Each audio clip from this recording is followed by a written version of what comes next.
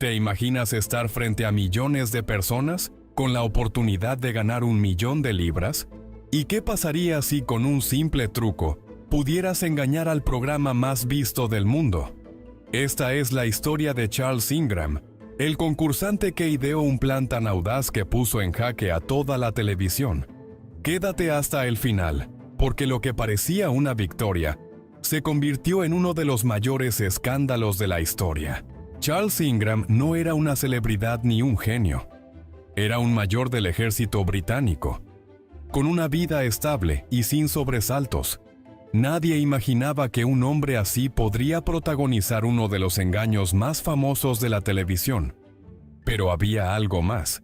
Su esposa, Diana, había participado antes en el concurso. Ambos conocían las reglas, los tiempos y las tensiones del programa. Charles vio en eso una oportunidad única, y no estaba dispuesto a dejarla escapar. Lo que nadie sospechaba era que ya tenían un plan en marcha. En el 2001, Charles finalmente se sentó en la silla caliente frente al presentador Chris Tarrant. Desde el inicio mostró un comportamiento extraño. Dudaba, murmuraba respuestas equivocadas y parecía inseguro. Pero, de repente, cambiaba de opinión y elegía la respuesta correcta, una y otra vez. Para el público, era un hombre con suerte. Para los productores, algo no encajaba. Y la explicación estaba escondida en un detalle que pocos notaron: una simple tos en el momento justo. Este fue el corazón del fraude. Charles no estaba solo en el set. Su esposa Diana y su cómplice Tequen Whitlock estaban en la audiencia. El plan era simple. Charles leía en voz alta las opciones de cada pregunta. Cuando decía la correcta, alguien tosía. Esa era la señal. A veces parecía decidido por una respuesta equivocada, pero al mencionar en voz baja la correcta, sonaba la tos y, de inmediato, cambiaba de opinión. Para el público era intuición. En realidad era un código secreto.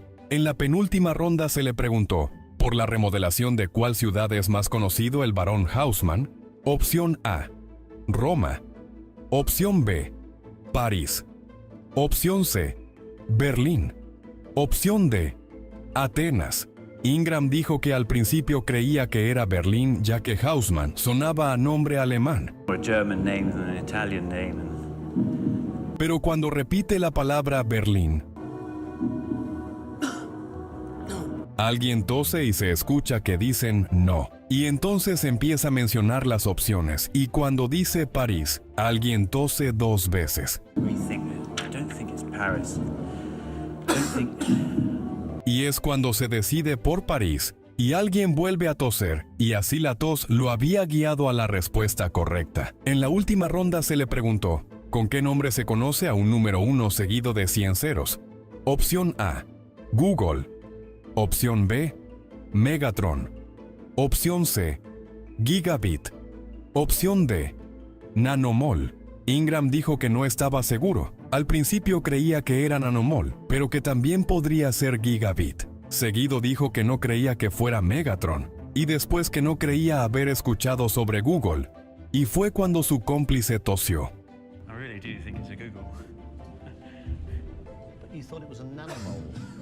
Y seguido empezó a mencionar nuevamente todas las posibles respuestas.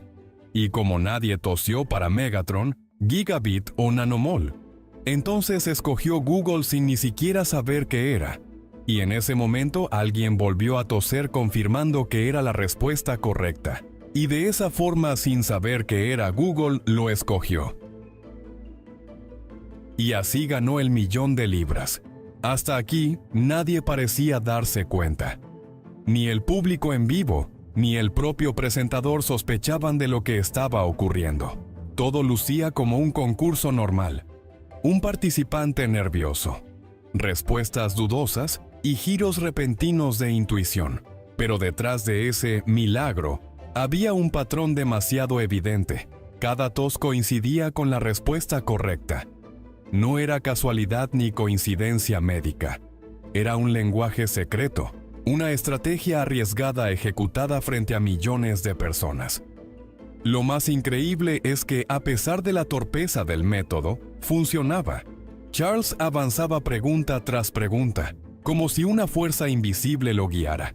El público lo veía como un concursante con una suerte inexplicable, cuando en realidad estaba siguiendo un guión oculto. El fraude parecía perfecto, un plan barato, sin tecnología sofisticada, basado únicamente en la coordinación y el descaro. Y por unos minutos lograron engañar a todos. Pero lo que no imaginaron es que el mismo sonido que les daba las respuestas sería más tarde la prueba que los condenaría. Y cuando la producción decidió revisar las grabaciones, lo que encontraron no dejó lugar a dudas. Cuando la producción revisó las cintas, la verdad saltó a la vista. La tos estaba siempre ligada a las respuestas correctas. No había margen de duda. Los técnicos de sonido, intrigados por la extraña coincidencia, comenzaron a aislar las pistas de audio. Descubrieron que justo en el instante en que Ingram decía la opción correcta, una tos seca retumbaba en el micrófono. Era tan preciso que parecía coreografiado. Algunos miembros del equipo pensaron en un principio que se trataba de una alergia o un resfriado casual, pero la repetición era tan sistemática que no podía explicarse como una coincidencia médica. Era un código, una señal. La noticia se propagó como fuego dentro de la producción. Los directivos entendieron que si el fraude se confirmaba, estaba en juego no solo el premio, sino la reputación de un programa seguido por millones. Cancelar la entrega del $1.000.000 fue la primera medida de emergencia. Pronto la prensa británica se enteró, y la historia explotó en los tabloides. Los titulares eran demoledores. El mayor engaño en la historia de la televisión. Lo que debía ser un triunfo televisivo se transformó en un bochorno nacional, con el rostro de Charles Ingram en cada portada. Y lo peor aún estaba por venir. El juicio que marcaría su vida para siempre. Charles, su esposa y Whitlock fueron llevados a los tribunales. La fiscalía presentó las grabaciones, y el caso se volvió un espectáculo mediático. El país entero parecía fascinado con la historia del mayor fraude televisivo. El tribunal escuchó con atención las cintas. Una y otra vez, las toses coincidían con las respuestas correctas. Los abogados defensores intentaron argumentar que era una coincidencia, que Whitlock sufría de alergias crónicas, pero al reproducir las grabaciones completas, el patrón era tan evidente que resultaba imposible de ignorar. El veredicto fue demoledor. Culpables de fraude. Perdieron el premio. Enfrentaron multas y Charles quedó marcado para siempre como el tramposo del millón. Aunque no fueron enviados a prisión, la humillación pública fue una condena mucho peor. Pero lo más duro no fue la condena legal, sino el precio que pagaron en su vida personal. La carrera militar de Ingram terminó de inmediato. Tras el escándalo, fue forzado a renunciar, perdiendo el prestigio y la estabilidad que había construido durante años. Sin ingresos sólidos, la familia tuvo que vender su casa y comenzar prácticamente desde cero. La vida social también se volvió insoportable. Cada vez que Charles o Diana salían a la calle, eran reconocidos y señalados. Pasaron de ser respetados en su comunidad a convertirse en objeto de burlas y desprecio. Incluso sus hijas tuvieron que cargar con el peso del apellido marcado por el escándalo. Con el tiempo, su historia fue llevada a documentales y series, convirtiéndose en un recuerdo permanente del fraude.